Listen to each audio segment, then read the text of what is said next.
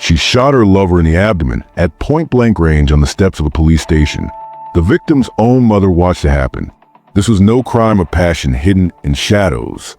This was murder committed in broad daylight, directly outside the village police department in Oklahoma City, with law enforcement officers mere feet away.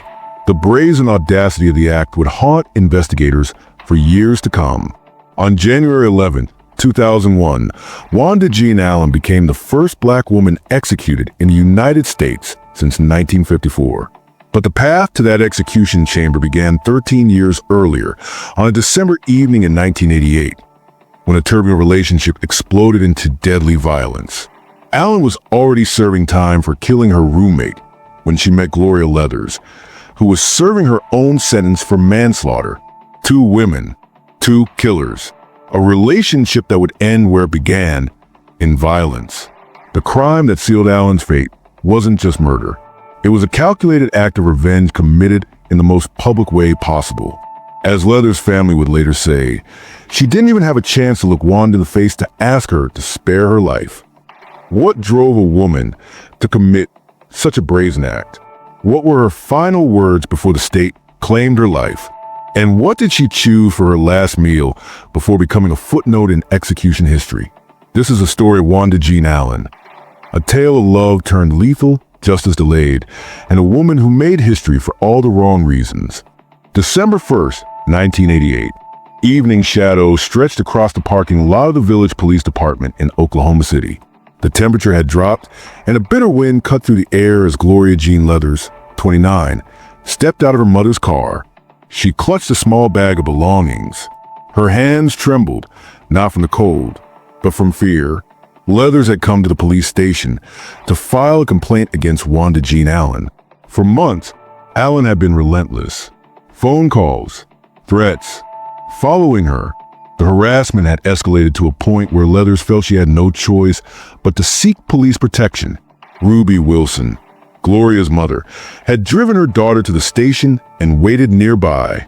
She watched as Gloria walked toward the building, unaware that this would be the last time she would see her daughter alive. Allen was already there, waiting. She had been watching from the shadows, her .38 caliber handgun concealed in her jacket. Allen had met Leathers while both were serving time in prison. Allen for killing her roommate, Leathers for manslaughter. What began as a prison romance had devolved into something darker. Allen's approach was calculated. She emerged from her hiding spot with deliberate steps, her face set in determination. This wasn't a chance encounter. This was a confrontation she had planned, rehearsed in her mind countless times during the weeks of escalating conflict. The parking lot was well lit. Police officers were mere yards away inside the building, but Allen didn't care. She had reached a point where consequences no longer mattered. Only confrontation mattered. As Leathers exited her car, Allen walked up and stuck a gun in Leathers' ribs. The two women faced each other in the harsh glare of the parking lot lights. Leathers tried to step back, her eyes widening as she saw the weapon. "We need to talk," Allen said, her voice low and menacing. But Leathers had heard this before. She had tried talking. She had tried reasoning. She had tried ending the relationship peacefully. None of it worked.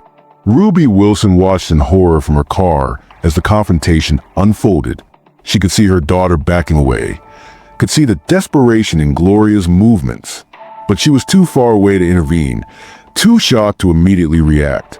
Allen's demands were simple: come back to her. Stop running. Stop involving the police. But Leathers had made her choice.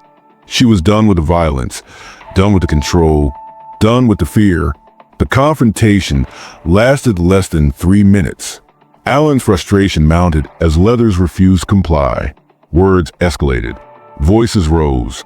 Then, in a moment that would seal both their fates, Allen pulled the trigger. The bullet entered Leathers' abdomen at close range. The sound echoed across the parking lot. A sharp crack that cut through the evening air. Leathers doubled over, her hands instinctively moving to her stomach as blood began to seep through her clothing. Ruby Wilson witnessed the entire shooting. She saw her daughter crumple to the ground, saw Allen standing over her with a smoking gun. The image would haunt her for the rest of her life. Allen didn't run. She didn't panic. She stood there, the gun still in her hand, watching as Leathers collapsed to the pavement. Police officers, alerted by the gunshot, rushed from the building. They found Allen standing calmly beside her victim, the weapon at her side. When officers approached, Allen offered no resistance. She handed over the gun without a word. Her face showed no emotion, no regret, no shock, no fear. It was the face of someone who had crossed a line from which there was no return. Gloria Jean Leathers lay on the cold pavement, shot at close range. The bullet had torn through her abdomen, causing massive internal damage. She was conscious but fading fast. Blood pooled beneath her as she struggled to breathe. The parking lot erupted in controlled chaos. Police officers secured the scene, while simultaneously calling for medical assistance. The proximity to the police station meant help was already close, but time was running out. Leathers tried to speak, her voice barely above a whisper. She looked toward her mother's car, her eyes searching for comfort in what she somehow knew were her final moments. The pain was overwhelming, but she fought to stay conscious. Police officers were first responders, having witnessed the shooting from inside the building. They immediately began CPR, while radioing for paramedics. The irony wasn't lost on them. A woman had been shot while seeking police protection, literally in their front yard. Within minutes, ambulances arrived. Paramedics worked frantically to stabilize Leathers, but the damage was extensive. The bullet had caused severe internal bleeding, and her vital signs were deteriorating rapidly. Allen remained at the scene, now handcuffed and under arrest. She watched impassively as medical teams worked to save the woman she had just shot. When questioned by officers, she showed no remorse, no concern for Leathers' condition. Leathers was rushed to the hospital where she fought for her life for 4 days. Doctors worked around the clock, performing multiple surgeries to repair the damage. But the bullet had caused too much trauma. Her organs were failing, and her body was shutting down. Family members maintained a vigil at her bedside. They prayed, they hoped, they pleaded with doctors to do more. But medical science has its limits, and Leathers had suffered injuries that were simply too severe to overcome. On December 5, 1988, for days after the shooting, Gloria Jean Leathers died. The cause of death was complications from the gunshot wound. She was 29 years old. The investigation was straightforward. Multiple witnesses, including police officers, had seen the shooting. The weapon was recovered at the scene. Allen had been arrested immediately. Physical evidence included blood spatter patterns, ballistics reports, and forensic analysis of the crime scene. Allen's confession came quickly. She admitted to the shooting, but claimed it was not premeditated. She said she and Leathers were both out of control and that she hadn't meant to kill her. But the evidence told a different story. Allen had brought a loaded gun to a confrontation at a police station. Intent was clear. The case against Allen was ironclad. She had a previous conviction for manslaughter, making this her second killing. Prosecutors moved quickly to file first-degree murder charges and announced their intention to seek the death penalty. Allen's defense team faced an uphill battle. The evidence was overwhelming. The crime was witnessed by multiple people, including police officers, and their client had a history of violence. Their strategy focused on Allen's mental capacity and claims of diminished responsibility. Allen had a low IQ bordering on intellectual disability, which her lawyers argued should preclude the death penalty. But prosecutors countered that Allen understood right from wrong and had made a calculated decision to bring a gun to confront her victim. Gloria Jean Leathers was more than just a victim. She was a daughter, a friend, a woman trying to rebuild her life after her own mistakes. She had served time for manslaughter, and upon her release, she had tried to start over. The relationship with Allen had been tumultuous from the beginning. Allen had offered Leathers a place to stay upon her release from prison, but what began as assistance quickly became control. Allen became possessive, jealous, and eventually violent. Leathers had tried to end the relationship multiple times.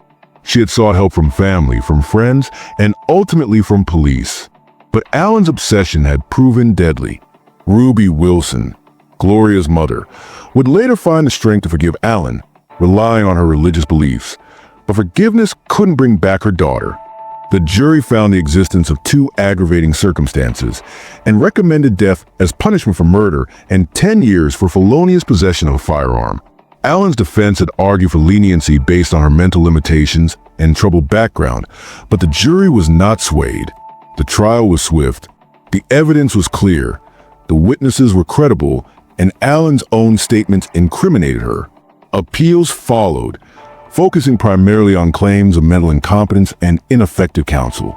But courts repeatedly upheld the conviction and sentence. On January 11, 2001, just hours after Governor Frank Keating and the U.S. Supreme Court dashed her final hopes to live, Wanda Jean Allen was strapped to a gurney and injected with lethal drugs. She had spent over 12 years on death row, exhausting every legal avenue. The execution took place at the Oklahoma State Penitentiary in McAlester. Allen, 41, was pronounced dead at 9:21 p.m. She became the first black woman to be executed in the United States since 1954. Allen's last meal was unremarkable, a simple request that reflected her humble background. She ate quietly, showing the same calm demeanor that had characterized her behavior since the night of the shooting. Her final words were brief. She expressed remorse for the pain she had caused, particularly to Leather's family. She spoke of her faith and her belief that she would find peace in death, but she offered no excuses, no justification for her actions. Allen was strapped to a gurney and injected with lethal drugs Thursday night. The process was clinical, methodical, and final. Witnesses included family members of both Allen and Leathers, as well as media representatives and prison officials. Allen was pronounced dead at 9:21 p.m. She was 41 years old. Allen was the first black woman to be executed in the United States since 1954, making her execution historically significant beyond just the crime itself. The execution marked the end of a case that had drawn international attention, not just for the nature of the crime, but for the questions it raised about executing defendants with limited mental capacity.